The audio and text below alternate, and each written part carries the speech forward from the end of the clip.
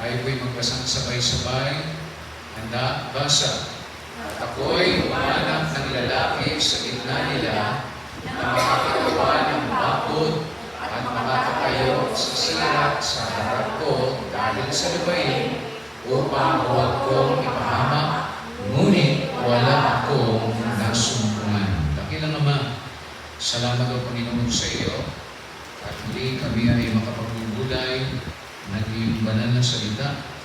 Kargahan mo, Panginoon, kami ng karunungan mula sa kaitaasan, sapagkat ang sanglibutan at ang kanyang kaalaman ay lihis, mapandaya, mapamusong, at marumi, at tunay man at umudurog ng pananampalataya, sumisira ng moralidad at kabanalan, nagwawasak ng mga pamilya. Ngunit, Panginoon, tulungan niyo po ang aral na ito na aming mapapakinggan ay magbibigay po sa amin ng spiritual revival, empowerment, and confidence in Christ Jesus. Pagpalaan niyo po ang iyong katotohanan na mahaling ngayong gabi. Patawad po sa mga salat karamihan. Gawin mong karapat-dapat kami tumanggap muli ng mga katotohanan ito magpapalakas ng aming buhay at mag-uudyok sa amin mag-iumbod na may husay at katapatan sa iyo. Ito po yung dalangin na langalang kay Kristo Jesus na aming Panginoon. Amen.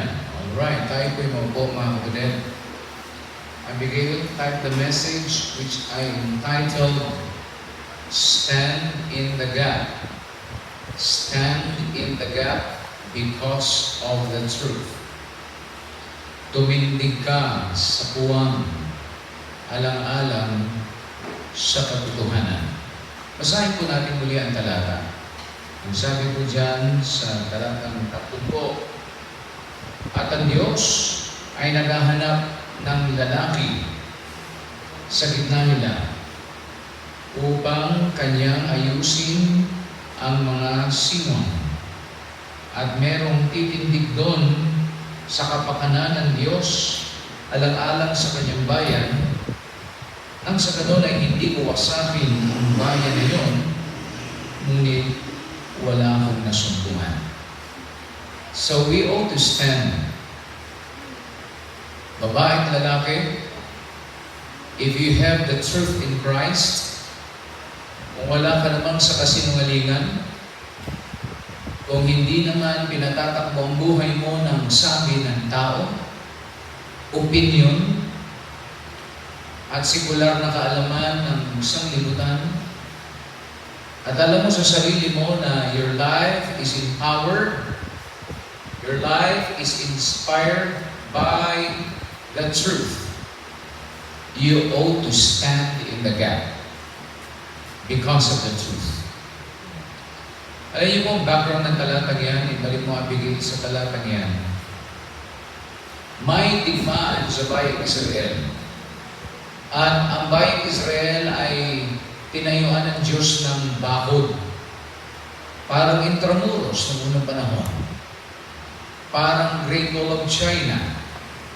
O yung tinatawag nating Jerusalem Wall. Built by the patriarchs of old, and it was destroyed because of sin. Doon, Nehemiah, the governor, was the one initiating for such construction. At nakita ni Ezekiel at ng Panginoon na may siwang, merong breach, merong vulnerability ng gap, doon dadaan ang mga kaaway. Doon makakasingit, makakapuslit. Ang mga hindi tapat sa loob ay pwedeng magpuslit ng mga mahahalagang kagamitan mula sa templo para ilako. Doon dadaan sa gap. Ang iba naman ay ang atake mula sa labas ng mga kalaban ng Israelita, sapagkat kapag ikaw ay nasuhulan, nalagyan, ay may magbubulong sa iyo, tukalwangin mo lang ang pader na ito, babayaran kita para doon makapasok ang mga kaaway. Sometimes, mga kapatid, it's so easy to be the instrument of the devil. Whether intentional or non-intentional, kapag tayo po ay nawala na sa pagtindig, sa katapatan, at alang-alang sa katotohanan, na kayo ay nasusuhulan, nakukompromiso tayo, at hindi natin naibabalahandra sa mukha ng dyablo at ng ating mga kalaban sa sanglibutan, na tayo ay hindi bayaran, na tayo hindi nasusuhulan, na tayo hindi nalalagyan, at ang ating prinsipyo ay hindi pinagbibili. Ang ating aral ay hindi ipagpapalit. Ang ating paninindigan at ang ating prioridad at ang ating unang pag-ibig sa Diyos ay hindi maaaring mapalitan ng kahit na anong mga bagay ng sanglibutan ito. Kanina ay pinapanalangin ni Brother Jess, at ito'y hindi naalis sa isipan ko, na sana po ang maraming mga pastor ay hindi mabayaran ng salapi. Mga kapatid, tayo ay tinubos na ng Panginoong Hesus. At ang gawain ng Diyos ay guguho. At ang kapangyarihan ng kadiliman ay mananaig kapag hinayaan natin ang mga patlang ng ating pader ng pananampalataya ay walang titindig para ating kumpunihin ang mga siwang. We need men and women that will stand in the gap. Hawakan ninyo ang inyong kasangkapan ng pagtatayo para nang sa ganoon ay bago dumating ang kaaway ay maitayo na ito mapatigas at hindi na ito madaling tukalungin o pasukin ng masasamang ideolohiya, prinsipyo at sistema. Ganyan-ganyan nangyayari sa ating iglesia. We allow the system of the world. Napulaan na tayo minsan, kapatid na Carol. And let me say this once again. I don't want our church to be the subject of reproach because of our poor music accompanied by drums, or because it is inspired by Pentecostalism. We better sing the old Baptist hymnals rather than compromise our music na hindi mo alam kung sinong kumanta, kung sinong umakda, ano ang liriko, it is doctrinally sound ba? Ito ba ay nakabase sa evangelistic message? Is the gospel of Jesus Christ proclaimed? Is the name of Jesus Christ exalted? Is separation and holiness upholden? Yan po mga kapatid, nawa ay huwag na tayong mapupulaan ng ating pong patlang na may halong sekular, makasanglibutan, makalaman na uri ng awitin.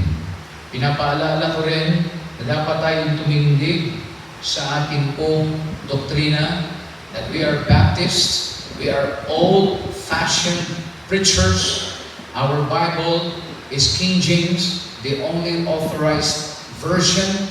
Our salvation is by grace through faith and repentance of sin and faith in Christ Jesus, that we baptize scripturally by immersion in water, and we also believe in spiritual baptism during the transaction of our salvation.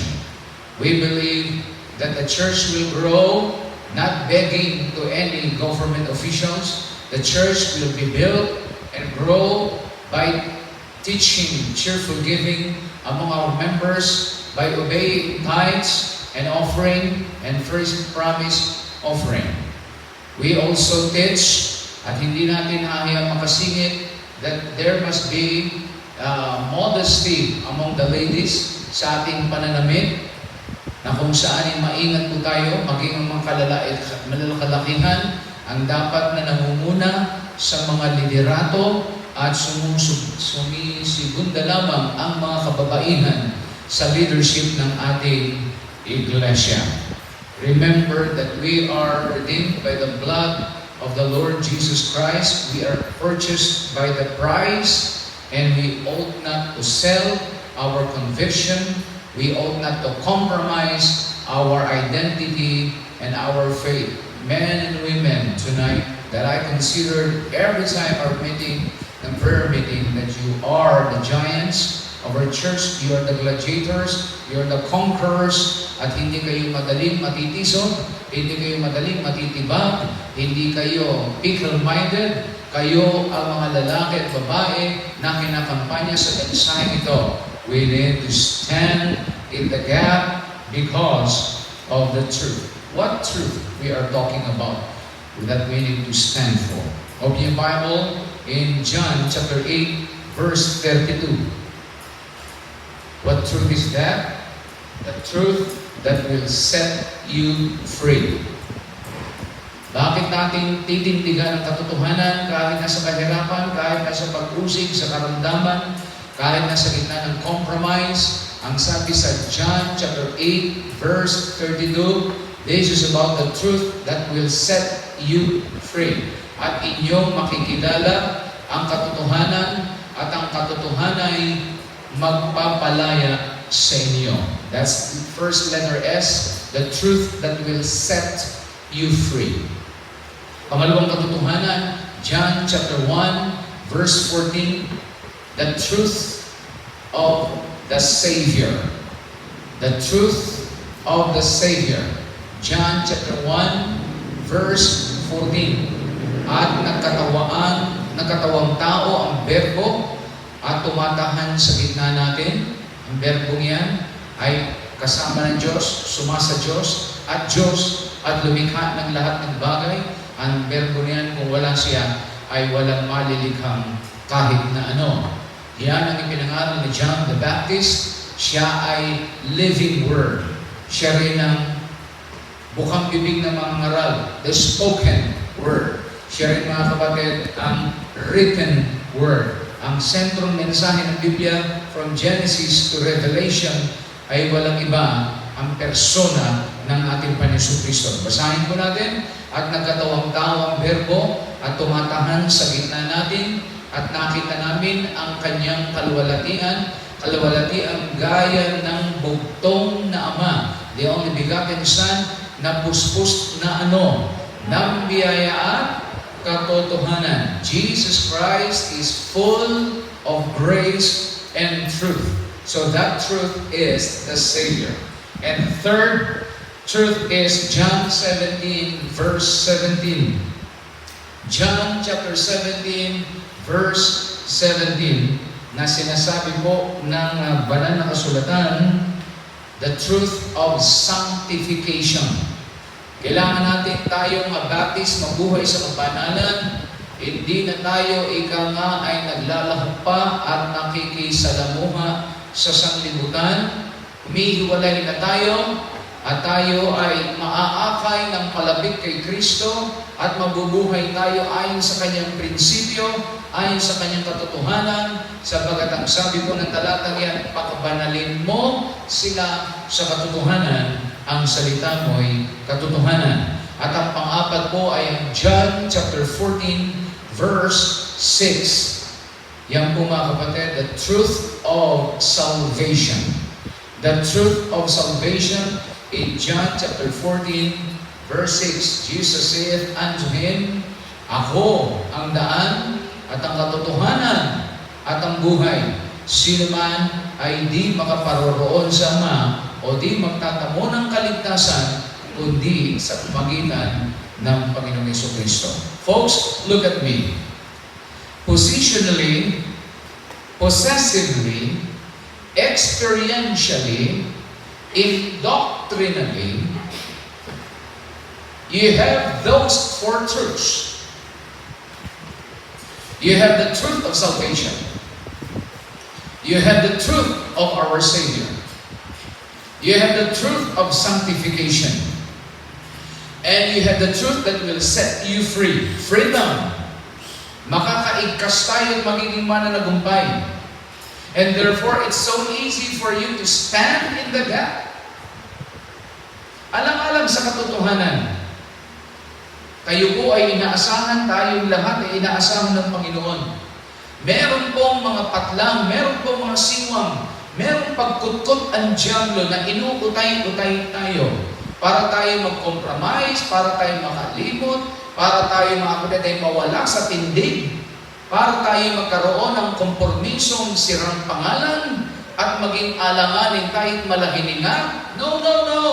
We need to stand in the gap because of the truth. Say amen. Mga kapatid, aking pong sasaysayin, God is doing great in our church little by little. I thank the Lord na sinasagot niya tayo, na dinadala tayo dahan-dahan ng Panginoon sa tinatawag na the refiner's fire. Sinisilab ng Panginoon ang puso ng bawat miyembro through preaching. Sinisilab ng Panginoon ang puso ng bawat miyembro through experience.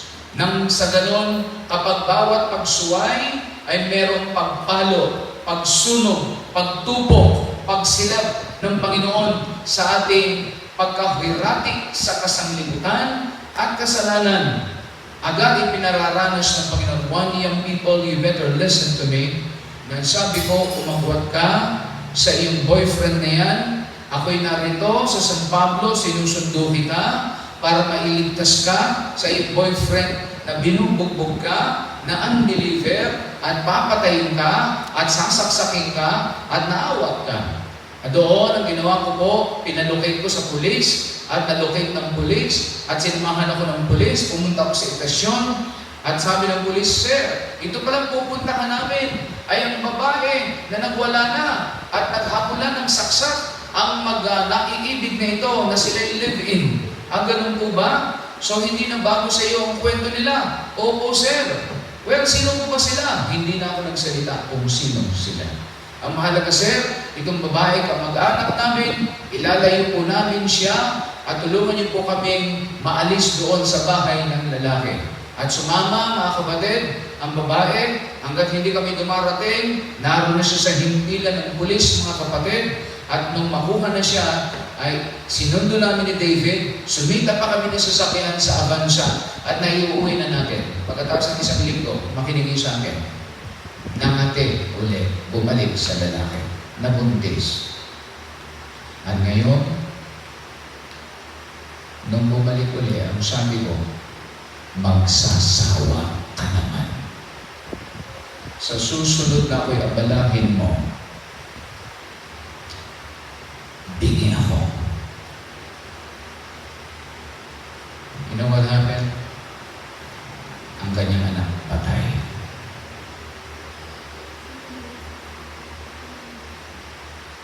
At ang sabi niya sa akin, Pastor, tulungan niyo akong mailabas ako sa ospital. Kung nakinig ka sa akin,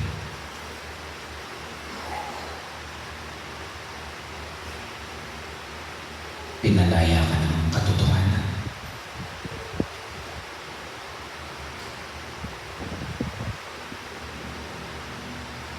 Alam niyo po ba na ang mga Kristiyan na naglalayo ng apoy ay para lang naglalayo ng petsas ng madyon?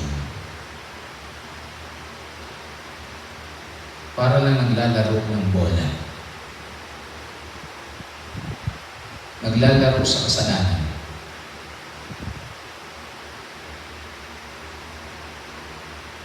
Meron po tayong bagong ministry tinayo ngayon, benevolence.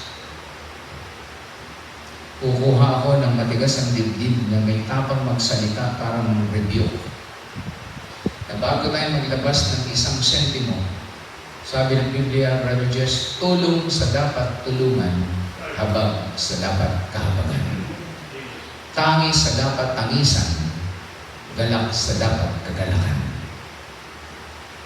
Ang dami na nating mga karanasan at tayo pinaglaruan. Matapos nating gastusan at tulungan, babalik din mga kapatid sa kasalanan. Tayo lamang ay nagamit ng mga tao yan. Hindi nga tayo nakakatulong dun sa dapat nating tulungan eh. Kailangan natin mga kapatid na merong tibay ang bangis ng ating paninindigan. Kung kinakalkal ng dyablo ang pader ng ating kabanalan at kaayusan, Tinutulungan tayo ng Panginoon ng apoy para silabin sa maraming konsekwensya.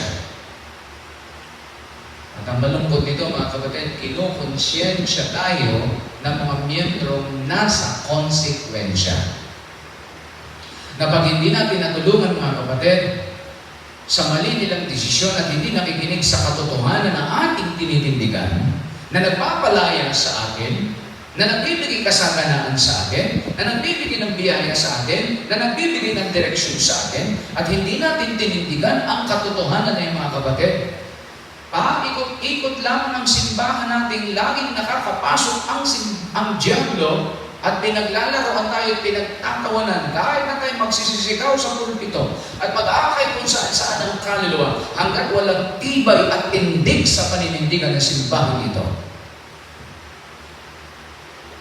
Alam niyo po mga kapatid, ang sabi ni Lee Kuan Yew 25 years ago, bago siya mga kapatid, bawian ng buhay.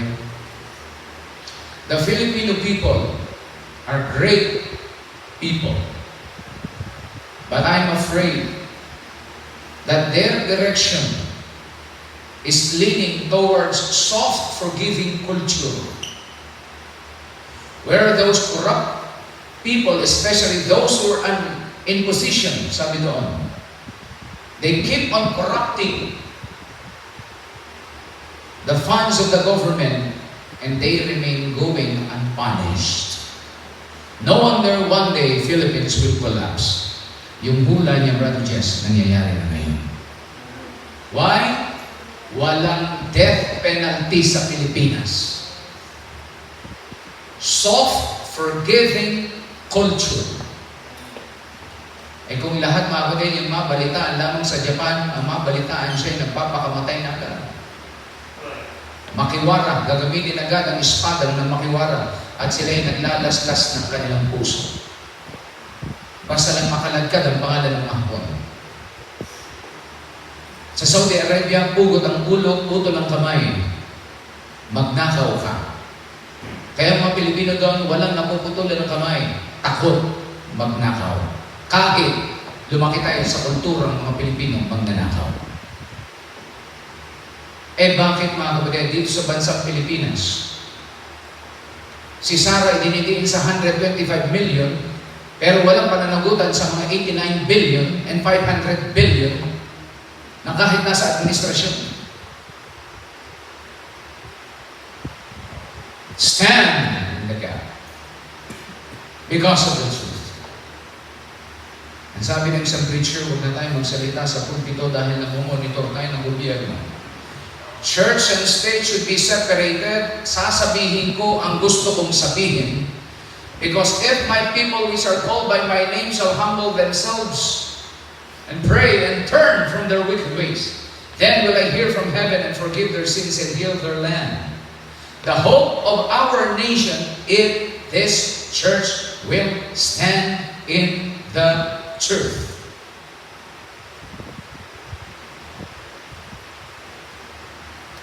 Mga nahalata ninyo ako'y medyo agwat sa politika.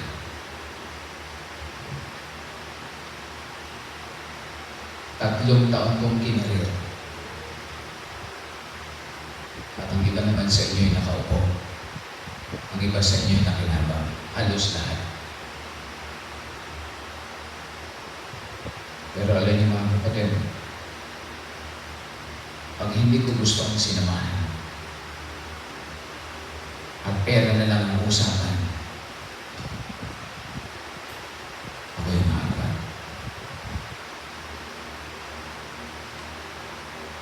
Ang gusto kong ituro sa ating mga kamiyembro, bigyan natin ng konting delikadesa ang Panginoong Yesus na huwag tayong masyadong umasa sa gobyerno.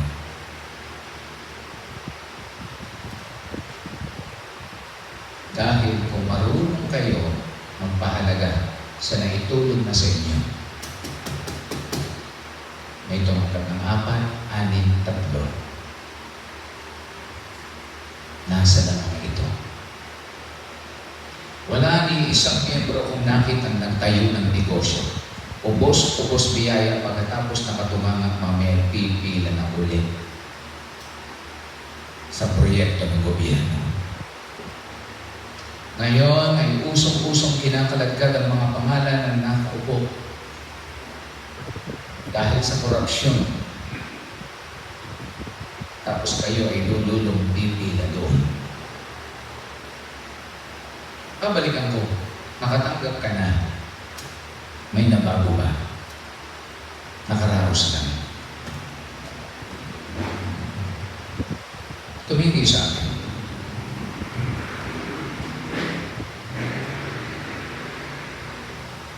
Kung sa 1,000 na ibinigay ng gobyerno ay ininegosyo mo,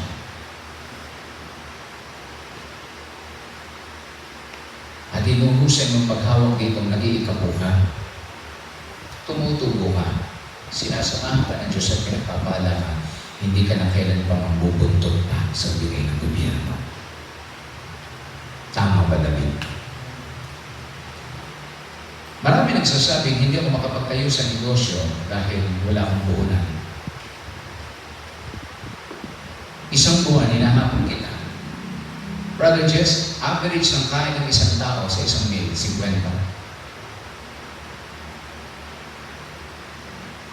2 beses ko lang kumain sa isang araw. Mag-fasting ka ng isang meal. Araw-araw. Sa 30 araw, meron kang 1.5. At kung nangihinayang ka sa natipid mong 1.5,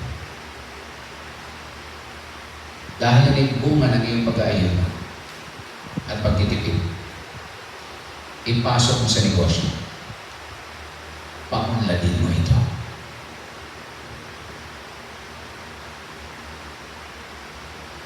Kaya, it can be done. Tindigan mo lang ang katotohanan. Ano ang katotohanan? Ang katotohanan, hindi ka payayamanin ng empleyo. Negosyo ang magpapalaya sa iyo sa pinansyal. At tayo laging nahirati na puro pag-i-empleyo. Pero, gastador, hindi tayo marunong magtipid. Hindi tayo marunong mag-budget.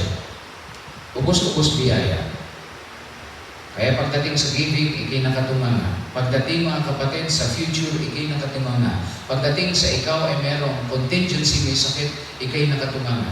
Pagdating sa pangangailangan ng kinabukasan ng iyong pamilya, ikay nakatumanga. Why? Hindi natin sinusubukan ng tunay na magpapalaya sa mga Kristiyano ay hindi empleyo, hindi fixed earning, kundi business. Meron akong hinimong mamuhunan ka. Sabi yung pastor kanino, nagrekomenda ako, mapapagkatiwalaan ba yan? Sabi ko, kung hindi mapapagkatiwalaan, huwag mong ilabas ang iyong pera. Dahil mahirap tulungan, ang mga miyembro hindi tinutulungan ang sarili. Hello? Ito ba? Kung wala kang tiwala, ikaw ang patakbo ng sarili ng negosyo. You run your own business. Don't trust anyone but God alone. Only but God alone. But you can trust. Ihabilin mo sa Panginoon in all thy ways, acknowledge Him, and He shall direct thy path. May mga siwang, mga kapatid, na dapat natin tindigan at kumilos at tapalan ang mga butas na yan. Sino ang gagampan ng gawain sa main church? Ang laki-laki ng pangangailangan. Sino ang gagampan ng gawain sa Nasugbo? Ang laki-laki ng pangangailangan. Sa Mendez, sa Alfonso, sa Tanawan, sa Lipa, sa Mainit, sa Nagiba, sa Anilao, sa San Teodoro, sa Luklok, sa San Pedro, sa Bolo, sa San Pascual, sa Rosario, at sa Vietnam. Ito ang mga area na pinagkakabalahan ng inyong paglingkod. Iisa lang ang katawan ko. Hanggang ngayon ay naniniwala kayo doon sa salitang hindi ako tinawag. Makinig sa akin itong katotohanan. Hindi ka nga tinawag sa pakiramdam mo, inuutusan ka. Why wait for the call when you already received the command? Go. Babae at lalaki, bakit natin hinihintay na tayo tawagin kung kayo naman talaga'y inuutosan na? Hindi mo kinakailangan magkaroon ng electrification of feeling at meron kang makikita sa langit salitang cold. O kaya umattend ka sa conference at paglabas mo ipaiyak-iyak ka at sinabi mong tinawag ka. Inuutosan ka. At kailangan natin, who will stand in the gap? Who will stand in leadership? Who will stand in Sunday school? Who will stand in discipleship? Who will stand in home Bible study? Who will stand in teaching? Who will stand as our music director? Who will stand as a pianist? Who will stand as our song leader? Who will stand as musician? Ang daming siwang na malilikha. Kapag si Abigail ay pumunta ng Vietnam, sinong tutugtog ng piano? Kausap ko na po si Pastor Ding, si Aya, ang sabi ko, can you teach my young people how to play piano? Ang sabi niya, sure. At nagbigay ng schedule every Monday. At ang kada session ay 300 pesos. Ilalaan niya ang 2 oras para tulungan ang ating mga young people na gustong matuto ng pagpapiano. Ang malungkot nito, mga miyembro ayaw pero hindi miyembro, yan ang gusto. Natatakot akong turuan ang hindi miyembro pagka natutunan na daladala ng babay na. Ang kailangan natin ay legitimate official member that will accept this privilege on how to play piano. I urge my son, kahit marunong ka na, learn from Aya. I urge my wife, kahit marunong ka na, enhance and empower your prolicability. Yung kahusayan natin sa pagtutugtog, paunladin natin. Who will stand? Our music for the longest time was dying, and we are trying to revive our music. Music is part of our worship. It conditions our soul before we receive the preaching of the Word of God. Will you stand in the gap? Maya-maya si David mawawala ng sasakay sa barko. Who will handle the young people? Mamaya si Abigail ay susundan ni Jonah doon sa Vietnam. Who will handle the ladies? O magkakaroon po tayo ng regodon pag nabakante ni Abigail ang children ministry, hahandalin ni Jonah. Sino maghahandal ng ladies? Kung sakaling merong mga nakaupo na sa paglilingkod at biglang bibigyan ka ng Diyos ng another opportunity or higher position, therefore you cannot give your 100% best shot for the ministry at mababangko ito, mababakante ito, who will stand in the gap? Kung ako'y nasa Vietnam, who will stand in the gap? If I will stay there for long to start a brand new work there, who will stand in the gap? Gaya ng sinasabi ko sa inyo noon, ulit-ulit, pag hindi kayo lumabas, ako ang lalabas to fulfill the Great Commission. Go ye into all the world and preach the gospel to every creature.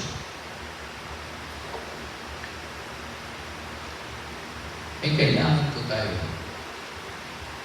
Tindig para kay Jesus. Tayo ay sumunod. Daigin ang pagkatakot sa kanyang paghimo. Sa tao'y naninilbihan sa mga taong karamihan at nakikipaglaban nang tayo di malansan. Kailangan natin mga lalaking hindi. Where are those so-called preachers? See? It's phony baloney to say, I am called by God. Isang kalokohan ang sabihin mo ako'y tinawag ng Panginoon Yesus. Lumang tugtugin na yan. Maraming hindi nakapasok sa Bible school, maraming mga kapatid nagsabing tinawag, nakatapos sa Bible school, pero wala sa gawain. Tama ba, Carol? Sa Bethany, ang daming ganyan. Tama ba, Jonah? Sa Good Shepherd, mga kapatid, sabi ni Pastor Hernandez, ang daming nag-graduate dito, pero wala sa gawain. Nung una nagsasabi, during the height and the honeymoon stage of their relationship with Jesus Christ, sinasabi nilang sila'y tinawag ng Panginoon, but now no more. Huwag nyo nang hintayin yung special feeling na ikaw ay tinawag. It's the re-echoing command, go! You need to take up your sword and fight a good fight of faith and go into the battlefield. Huwag mong sabihin, hindi naman ako tinawag, gaya ng panalangin ni David. Lahat tayo'y tinawag na. Please open your Bible in John chapter 15, please. John chapter 15, verse 16. Baka hanggang ngayon makikipag-debate ka pa sa akin. John chapter 15, verse 16. Ye have not chosen me, but I have chosen you. Ayan. Hindi lamang ikaw chosen and ordained you that you should go and bring forth fruit, and that your fruit should remain. That whatsoever you shall ask in my name, He may give it to you. Sa Tagalog, ako'y hindi ninyo hinirang, ngunit kayo'y hinirang ko. It's a general, all together, no exception. Ngunit kayo'y hinirang ko at kay aking kayong inihalal upang kayo'y magsiyahon, babae at lalaki, at magsipagbunga at upang manatili ang inyong bunga, upang ang sino mang anumang inyong hingin sa Ama sa aking pangalan. That's why there are lots of unanswered prayers because we disobey God. We ignore the command, go!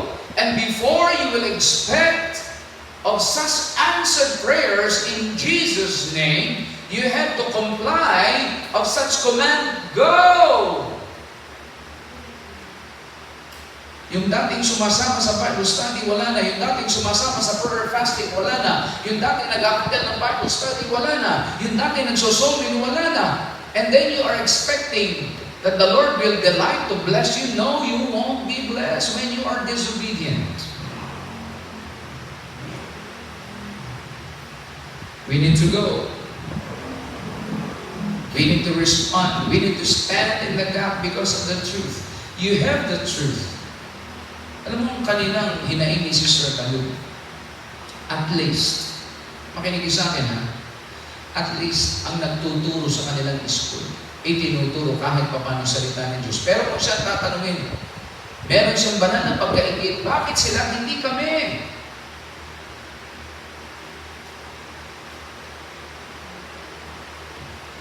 Sapagkat ng niyaya ko ang mga sinasabi niyong tinawag at ating sinusuportahan, lahat sila'y may dahilan.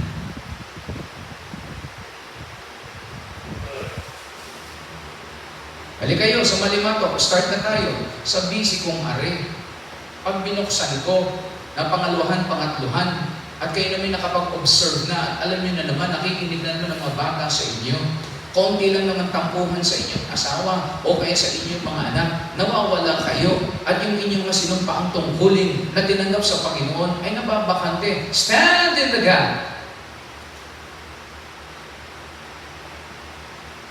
Alam niyo kung bakit ang PVEP ay naagaw nila? Kasi pinumersyo kami. Itong hanay ng pabaptis ay ninegosyo na nag-lead sa amin. At nalaman ng presidente ng PVEP ng aming leader ay ninegosyo, pinagbayad kami sa t-shirts.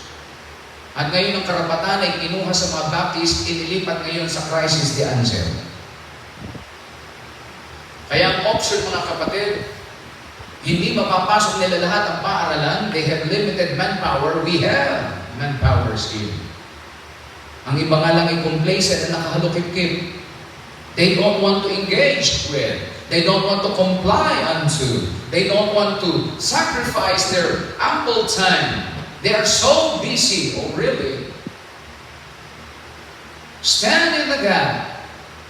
You want the Lord to answer your prayer? Obey His ordaining power. I have ordained you. I have chosen you that ye should go. Kasi meron nagsasabi rito, ako hindi ako tinawag, pero nasa paghayo. Yung nagsasabing tinawag, pero wala na nasa paghayo. Are you with me? Pinaglalaroan ng maraming mga manggagawa ang ating ministeryo. Akala ko yung dalawa lamang ang depektibo. No sincerity in the midst of cruciality. No character developed in times of persecution, poverty, and hardships. Bago pa ang ginagamit si tatay. And I don't know until when will be the expiration of his fervency in spirit. I hope hindi lang dahil nasa honeymoon stage si Tatay Ruben. Paano kung yan ay naluoy din ng lupaypay ng hina? Will he remain my guide? Will he remain my ambassador, pointing me to the direction? Yes, ang dami kong bakante, ang daming patlang. Yaya ko si Carl sa prayer fasting, busy ako. Yaya ko si Carl, bibigyan ng manggagawang sasama, busy ako. Wala akong kasama. Ang dami niyong dahilan.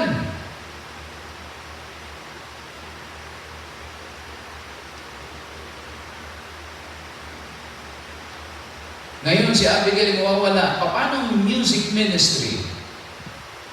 Will you stay and spend a couple of minutes to practice? And nang sa gano'n ay linggo, magiging Sunday after Sunday, magiging best ang ating special number? Nakakapag-practice ka pa ba sa pagsusunglid mo? Nakakapag-aral ka pa ba sa mensahe mo? Nakakabili ka pa ba ng damit para igayak mo ang sarili mo at masabing ikay lingkod ng Diyos? Kayo po bang mga asawa ay masaya ng inyong mister ay mamangaral?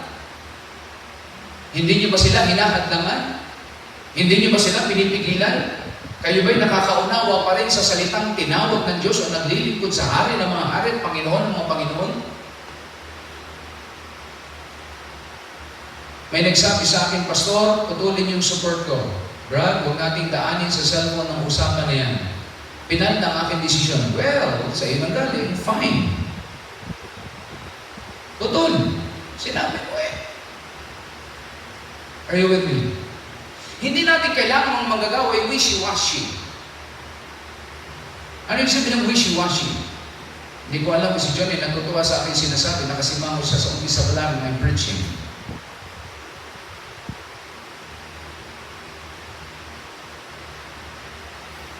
Lukewarm, half-hearted, timid, coward, double-minded man is always unstable in all his ways.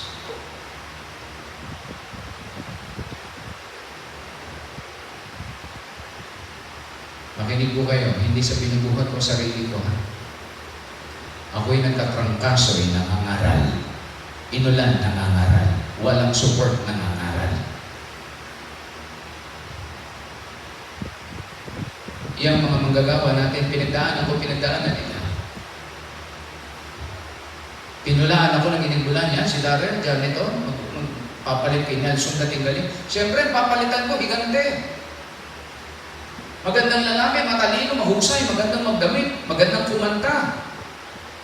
Ako mga kapatid, sa kampungan lang pinili. Pinulot. And yet, when I know that God called me, pinatunayan ko sila sa kanila. Yung mga nalibak, patay na, pero ako buhay pa.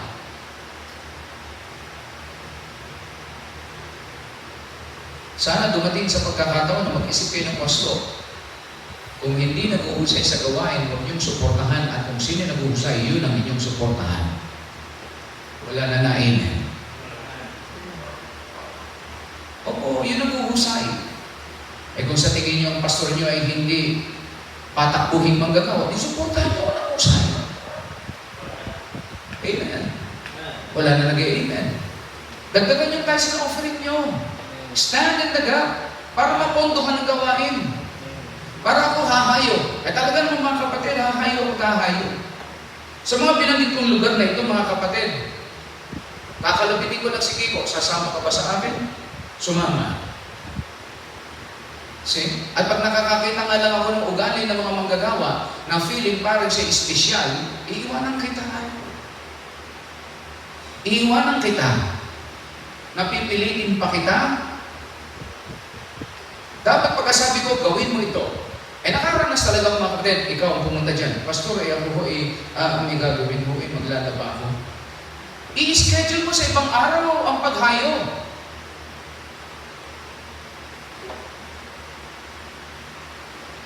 Three things I want to leave to you. Why we stand in the gap? Because of the truth, for us to build. Kailangan nating magtayo. Magtayo ng karakter, magtayo ng commitment, magtayo ng buhay, magtayo ng pamilya, magtayo ng patotoo, magtayo mga kapatid ng prioridad, magtayo ng pag-ibig sa Diyos, magtayo ng katapatan sa Diyos. We need to build. At kung naitayo ng ating sarili, makapagtatayo tayo sa buhay ng iba. Amen. If you can build your own family, your family will be a blessing to our church to build it. Number 2, stand in the gap because of the truth to build. And number 2, to battle. Kagagaling namin mampalayas ng demonyo. At kung ikibinibweltahan ng diablo, buhay ka pa, Brother Kiko. Ang sabi ng Pastor Rusty, kaya pala nakaparada lang ang sasakyan mo, binangga. Dahil ang daming territorial spirit sa mabining. Kaya pala ang sasakyan ko, nakaparada dyan sa gym, binangga. Kaya pala, di umano, ito si David, isinama ko, sakay sa motor, at magbabayad kami sa insurance pagkatapos kung maaksidente. May paparating na truck. Ako'y nakasaklay, itinulak ko si David, mga kapatid, at baka siya mamatay. Iyain ang ako mamatay. Buti na lang nung sumigaw ako in Jesus' name, ay lumihis mga kapatid mula sa Pure Foods and Truck, at hindi na apuruhan, daplis na daplis kami mag-ama. Kaya pala, ang tricycle ay nahulog sa sulok. Siyang ang pasahero, sapagkat nasa territorial ang mabinig ng maraming mangkukulam, ng maraming manggagaway, ng maraming albularyo, ng maraming may third eye, maraming kampo ng kadiliman, na maraming nagpapalakas ng anting-anting. And we are wishy-washy and very complacent. Hindi tayo tumitindig. Mga kapatid, hindi natin pwedeng italikod ang ating sarili. Lumaban tayo sa kampo ng kadiliman. Sapagkat kung hindi ka umakto sa pakikipaglaban, mga kapatid, at itinilikod mong sarili mo, ikaw ang sasapian ng demonyo. Totoo yan. To battle. Ephesians chapter 6 verse 10. Be strong in the Lord and in the power of His might. Put on the whole armor of God that ye may be able to stand against the wiles of the wicked. Ephesians chapter 6 verse 10 down to the following verses. May labanan. Kahit ngayong gabi, baka hindi ka natutuwa sa sinasabi ko dahil nasaktan kita. May labanan dahil nasagwil kong ego mo. May labanan dahil humaba ang preaching ko at inalis kita sa comfort zone. May labanan dahil natatamaan ka sa mga napabayaan mo at nagagalit ka sa akin kaysa magalit ka sa sarili mo. Nagagalit ka mga kapatid na napapakialaman kita. As long na ang aking paninindigan at pagtuturo ay nasa katotohanan ng salita ng Diyos, hindi ako ang kalaban mo. Ang kahinaan ng isa't isa ang kalaban natin at ang diablo ang kalaban natin. At dapat ipukul natin ang ating baril sa punglo doon kung sino ang tunay na kalaban. Walang iba ang kampo ng kadiliman at hindi tayo magkakagatan sa isa't isa. Kung marinig mo ang kanyang salita, huwag mong papagmatigasin ang iyong puso, magkaroon ka ng kapakubang puso, at itutok mo ang iyong sibat at ang iyong mga kapatid kalasag doon sa kalabang tunay at hindi ako ang kalaban mo. Say amen. Ewan ko kung natutuwa ako sa sinabi ko.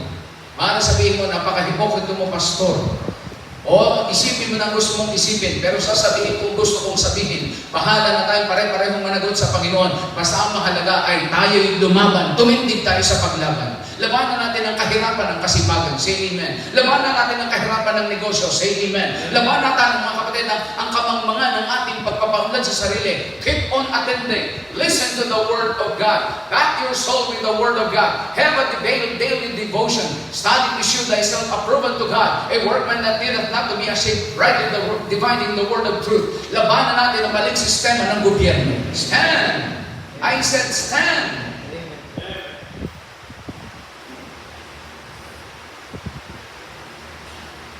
To build, to battle, at kung hindi ka titindig, hindi mo gagawa ito, to bless. Nehemiah chapter 9 verse 5, ang sabi ng Biblia, Nehemiah chapter 9 verse 5, ano pong sinasabi ng banal na kasulatan? Sino ang una mong pagpalain? Huwag mong pagpalain kung sino-sinong tao. Gaya ng sinabi ko, ang daming humihingi ng tulong sa atin, Brother Jess. Pero ang lahat ng yan ang ginagamit lang tayo. Sinong dapat mong i-bless? I-bless mo ang Panginoon. Basahin natin ang Nehemiah chapter 9 verse 5. Nang magkagayoy ang mga Levita, si Jesua at si Kadmiel, si Bani at si Hospinias at si Siribayas, si Udayas, si Banayas, at si Kataya ay nagsipagsabi, kayo'y magsitayo at magsipuri sa Panginoon ninyong Diyos na mula sa walang pasimula hanggang sa walang hanggan at purihin ang inyong maluwalhating pangalan na mataas ng higit sa lahat ng pagpapala at pagpupuri. Mas maganda sa English. Basahin niyo po. Then the Levites, Joshua, Kadmiel, Bani, Hasabniah, Sherebiah, Hodijah, and Shebaniah, and Pathaiah said, stand up. What's the next word? And bless the Lord. Purihin niyo ang Panginoon sa salita. Purihin niyo ang Panginoon sa inyong mga patotoo. Purihin ninyo ang Panginoon sa inyong pagsuportang pinansyal. Ang Panginoon ang inyong i-bless at huwag ninyong nakawin ang sa Panginoon para kayo'y hindi magkaroon ng sakit, para kayo'y hindi malugi sa negosyo, para kayo mga kapatid ay hindi maging buntot, kundi kayo'y maging ulo, para hindi kayo mapagpaiwanan. Sinong inyong titindigan para pagpalain ang Panginoon? Bless the Lord your God forever and ever, and blessed be thy glorious name, which is exalted above all blessings and praise. Dagdagan natin Revelation chapter 7, verse 12. I hope I am right. Revelation chapter 7, verse 12.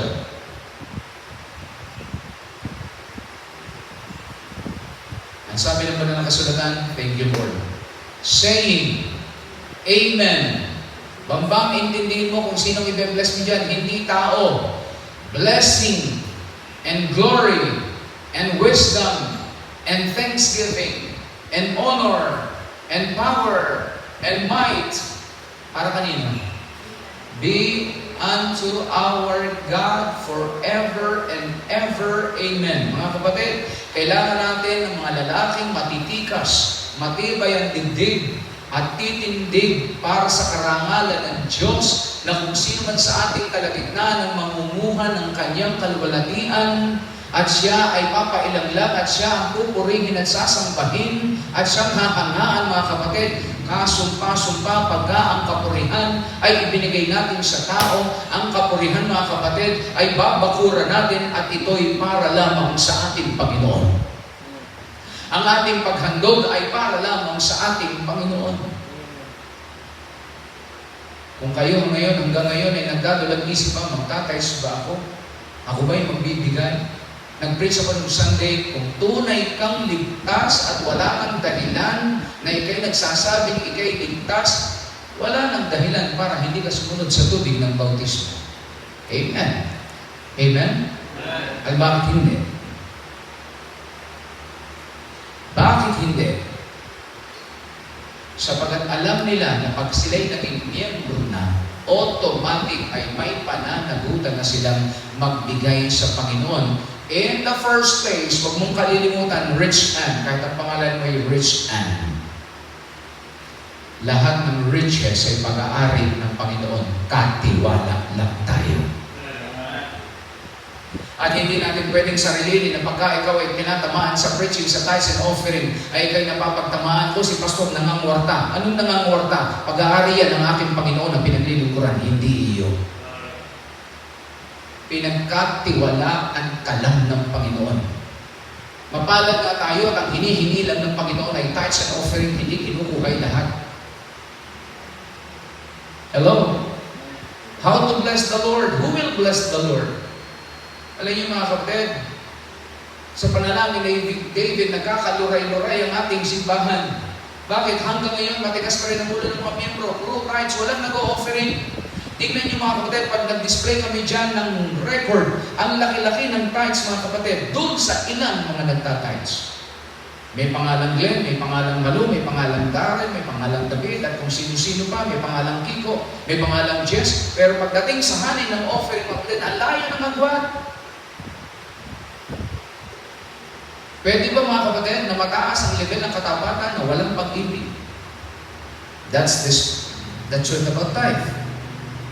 What about the love?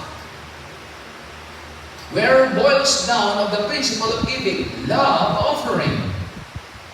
Pwede mo mas mangibabaw ang katapatan at wala namang pag-ibig? O pwede ba manay ang pag-ibig na walang katapatan? No! It should be equal. Love and faithfulness. Tithes and offering, that there may be meat in my house. Really, therefore, your tithes and offering. Ang Panginoon ang i-bless mo. Magkurikot ka sa ibang mga tao. Makinig ka sa akin. Huwag kang mahilig maglibre, lalo na kung hindi ka naman milyonaryo. At kayo mga miyembro, bawas-bawasan ang kakapalan ng mukha na mahilig kayo mabuhay sa libre ng iba. Pasensyahan na kayo na kung ako'y prangka. Sa totoo lang naman ay gayaan. Example, o baka sa inyo wala nang sumiba pagdating ng linggo. Hindi magandang sisimba ka, nagayaan lakas mong kumain, hindi ka man nakatatapong sa mga inihahanda ng pagkain. Hindi maganda yun. We are taking advantage of somebody else. Kailangan tayo balanse na tayo ginagamit ng Panginoon at tayo mga kapatid ay napapagpala ng Panginoon at ginagamit ng Panginoon. Life is cyclical. May tinanggap ka, meron kang ibibigay. May pinasok ka sa bibig, meron kang ilalabas sa puwet. Sigo, gawin natin puro pasok mga kapatid sa bibig. Nakain ng kain na walang nakain. Mabuhay ang mga walang butas ang buyo ko. Tingnan natin what will happen. See? I encourage you, be faithful in giving. Be faithful mga kapatid in our tithes. Para nang sa ganoon that there may be meat in my house. Meron tayong pondo. We ought to bless the Lord. Huwag tayong bigay sa tao. Minsan, meron tayong mga manggagawang sinusuportan, di naman mapakinabangan sa iglesia ng husay. Hello? Hello? Mag-isip ka. Alam niyo mga kapatid, kahit pa yata ng sahod may ibigay mo. Alam mo Kiko, Joshua, Jess, Darren, David, Malu, kahit lahat ng sahod ng buwan may ibigay mo sa Panginoon, kulang pa kung talagang ating susundin ang demand ng gawain. Tama ako mali? Tama ako mali? Totoo yun. O halimbawa, sahod ni Jess, 30. Sahod ni Kiko, 40. Sahod ni Malu, 30. Sahod ni Jonah, 20. Sahod ni David. O, irapat mo lang yan, 200,000. Sa building pa lang, hindi uubra. Sa mission pa lang at sa gasolina, hindi uubra. Nandiyan ba kayo? Hello? Huwag kayong magagalit sa akin pagka kayo napapagtamaan ng salita ng Diyos. Hindi naman pasalahan dito. Patamaan at pahusayan at paayusan ng buhay. Magpaayos na tayo sa ating Panginoon. Nang sa ganun ay hindi nagkakagigipit ang gawain ng Panginoon at hindi nagiging buntot ang ating simbahan. Kahit tumimbo ng nalaman. Ilagay natin si Brother William bukas sa panalangin. You pray about the message that we have heard.